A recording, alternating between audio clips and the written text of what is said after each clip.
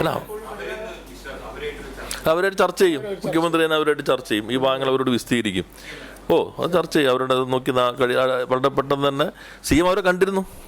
CM കണ്ടിരുന്നു. CM ഉറപ്പ് നൽകി, നിങ്ങളുടെ ഒരു ഭയപ്പെടേണ്ടതില്ല, നിങ്ങളെ ഇറക്കി വിടുന്ന ഒരു സാഹചര്യം ഉണ്ടാവില്ല, ശാശ്വതമായ പരിഹാരം ഉണ്ടാവും. വളരെ പോസിറ്റീവായിട്ടാണ് CMനെ കണ്ട സമരസമിതിക്കാർ അതിനോട് പ്രതികരിച്ചത്.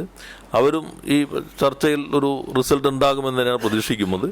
അത് അവരറിയിക്കും. അവർ സമര നടപടികൾ, തുടർ നടപടികൾ അതിൻ്റെ അടിസ്ഥാനത്തിൽ നിർത്തിവെക്കണമെന്നും ഞങ്ങൾ അഭ്യർത്ഥിക്കും. മുഖ്യമന്ത്രി തന്നെ ഇത്തരം കാര്യങ്ങൾ അവരുടെ അറിയിക്കുന്നതായിരിക്കും.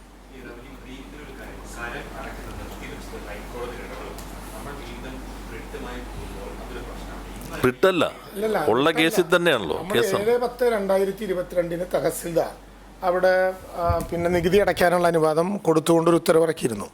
ആ ഉത്തരവിനെ ആദ്യം സിംഗിൾ ബെഞ്ചിൽ ചോദ്യം ചെയ്ത ഘട്ടത്തിൽ അതിന് അനുകൂലമായി സ്റ്റേ നടപടി ഉണ്ടായപ്പോൾ വീണ്ടും കൗണ്ടർ അഫിഡവിറ്റ് കൊടുത്ത് റവന്യൂ വകുപ്പ് പോയി. ആ കൗണ്ടർ അഫിഡവിറ്റിൽ നിലവിലുള്ള പിന്നെ ഉത്തരവ് മോഡിഫൈ ചെയ്തുകൊണ്ട് വീണ്ടും കരമടയ്ക്കാം എന്ന് കോടതി നിർദ്ദേശിച്ചു. അതിനെതിരായി ഒരു സംഘം ആളുകൾ ഡിവിഷൻ ബെഞ്ചിൽ പോയപ്പോൾ സിംഗിൾ ബെഞ്ചിൻ്റെ വിധി അബ്സല്യൂട്ടാണ് എന്ന് പിന്നെ ഡിവിഷൻ ബെഞ്ച് കണ്ടെത്തി മറ്റു കാര്യങ്ങൾ തീരുമാനിക്കാൻ സിംഗിൾ ബെഞ്ചിൽ തന്നെ വാദം തുടരണം എന്ന് നിശ്ചയിച്ചിട്ടുണ്ട്.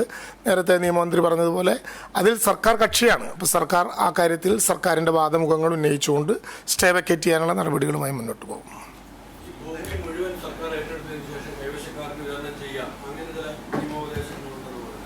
അല്ല, നിലവിലിപ്പോൾ പറഞ്ഞല്ലോ, ഇത് സംബന്ധിച്ച് നേരത്തെ ബഹുമാനപ്പെട്ട രാജീവ് മന്ത്രി പറഞ്ഞതുപോലെ അർഹരായവർക്ക് നിയമപരമായ പരിരക്ഷ ലഭ്യമാകും വിധം ശാശ്വതമായൊരു പരിഹാരം കണ്ടെത്തുക എന്നുള്ളതാണ് സർക്കാർ ലക്ഷ്യം വയ്ക്കുന്നത്. അതുകൊണ്ടാണ് താൽക്കാലിക പരിരക്ഷയല്ല, സ്ഥിരമായൊരു പരിരക്ഷ. അതുവരെ അവരെ കുടിയൊഴിപ്പിക്കാതെ സംരക്ഷിക്കാനുള്ള ഉത്തരവാദിത്തമാണ് സർക്കാർ ഏറ്റെടുത്തതും വഖഫ് ബോർഡിനോട് അഭ്യർത്ഥിച്ചതും.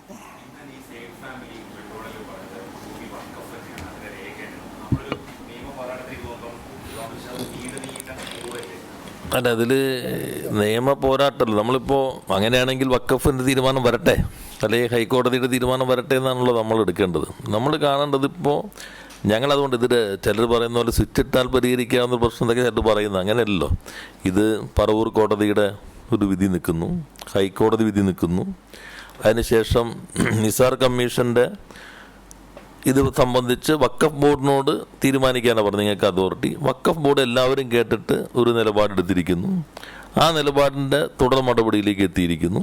ഇത് സംബന്ധിച്ച് വഖഫ് ട്രിബ്യൂണലിലും കോടതികളിലും കേസുകൾ നിൽക്കുന്നു. ഇതാണ് ഇപ്പോഴത്തെ സാഹചര്യം. അപ്പോൾ അതിൽ ഇതെല്ലാ വശങ്ങളും പരിശോധിക്കുമ്പോൾ നമ്മുടെ മുൻപിൽ ഒരു കാര്യമുള്ളൂ, ഇത് വഖഫ് ഭൂമിയുടെ സംരക്ഷണം അത് പൊതുവെ ഉള്ളൊരു കാഴ്ചപ്പാടാണല്ലോ. പക്ഷേ ഇവിടെ വർഷങ്ങളായി താമസിച്ചുകൊണ്ടിരിക്കുന്നത്, വില കൊടുത്ത് വാങ്ങിയവരാണ് എല്ലാവരും തന്നെ, താമസിക്കുന്നവരാണ് നല്ലൊരു, അല്ലാത്തവരുണ്ടായിരിക്കാം. അപ്പോൾ അങ്ങനെ താമസിക്കുന്ന ആളുകൾ, കൈവശാവകാശമുള്ളവർ, വില കൊടുത്ത് വാങ്ങിയ ആളുകൾ, അവർ ഇതിൻ്റെ പേരിൽ കുടിയിറക്കപ്പെടുന്ന സാഹചര്യം ഉണ്ടാകാൻ പാടില്ല. ഒപ്പം തന്നെ താമസിക്കുന്നതിന് അവരുടെ താമസിക്കുന്ന ഭൂമിയിൽ ഒരു നിയമപരമായി പരിരക്ഷ അവർക്ക് ഉണ്ടാകണം. അതിനെങ്ങനെ സാധ്യമാകും?